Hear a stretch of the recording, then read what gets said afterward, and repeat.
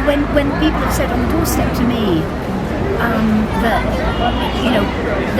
they really want a Green MP, they really want to have green policies, but they're scared to let the Tories in, I point out that if Labour had supported us on proportional representation, they would be glad when we stood, because we'd either win or they would get our second preference votes, and together we would make Britain have a much stronger, environmentally based policy that actually provides for the poorest and the most vulnerable in our society, as Labour always was supposed to do. But Labour's not dealing with the environment. They've half privatised the NHS, and they've ended up supporting and implementing right to buy for council.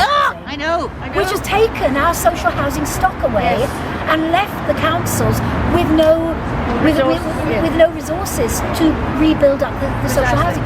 So they need the Greens that don't do any of those things to actually show them the way to get back to Labour policies that are genuinely the right kind of policies for the people where they live. Because when we talk about the environment, of course it's about stopping climate change and tackling that, and that's about the planet, our home. But it's also about bringing that right onto cleaner, safer streets, green jobs near where you live, schools, hospitals that are catering, at the point of need free, that are providing for people where they live and building people's communities back up.